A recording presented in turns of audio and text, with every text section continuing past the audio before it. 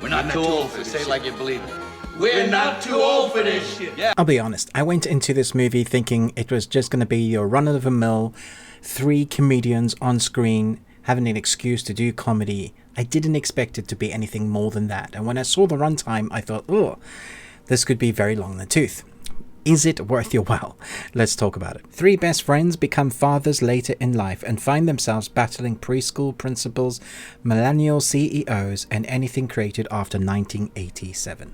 So you have Bill Burr, Bobby Cannavale, Bokeem Woodbine. I have to be honest, I felt this film deep within my soul. There were so many parts that resonated, and that's probably because who it's catered for is middle-aged white dudes who are looking at different generations and seeing what they're doing now and just kind of sighing and being aggravated deep in the soul. If you see someone on a scooter without a helmet and listening to headphones in the middle of the road, winding left and right, that's the sort of thing that aggravates me. If it aggravates you, this is going to be a movie that's going to resonate with you.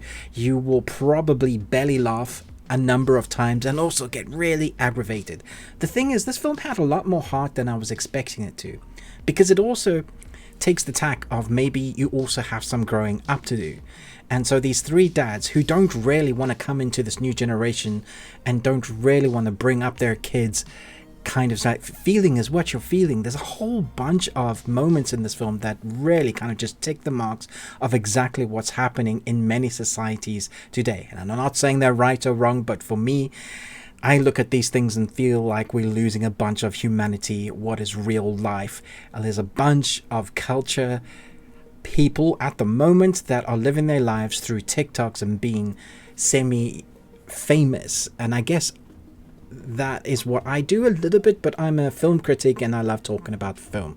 That's about as far as my presence online goes.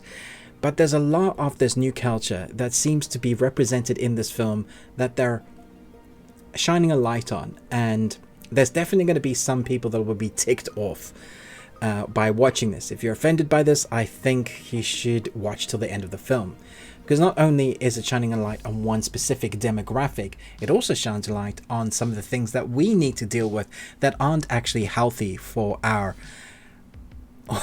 from the 80s, 90s, 2000. Each generation has brought something from their generations that probably isn't healthy, a number of things, and we need to learn from those. And that's what this film tries to do through the use of comedy. And there are definitely moments you're going to go, oh, that's definitely going to piss people off. And then there are other moments where you go, yep, like, preach. You know what they're saying is right, but a lot of people are just not going to like it. Now, for me, there are moments in this film that I felt deep within my soul. But when it comes towards the latter end of this film, there's a good bit of growing up that our characters go through, a structured arc. The beginning kind of setting up this anger that Bill Burr's character has as a father through living in the world that it is what it is.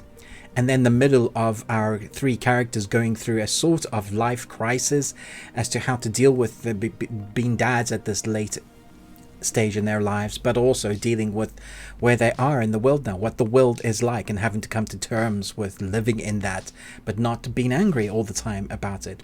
And then we come to the fruition, which works really well as to how you juggle that. It's okay to not like certain things, but to not just blurt out your angriness or what you feel like at every person that kind of suggests maybe you should raise your child in this particular manner, or, you know, have you thought about catching a ball, how dangerous that is with a baby in your arms, or something like that? When parents parent, or somebody that doesn't have kids tries to parent, there's so many examples I could give that this movie shines light on that will probably raise your blood and you boil. If you are over a certain age, you will understand there's a lot more than others.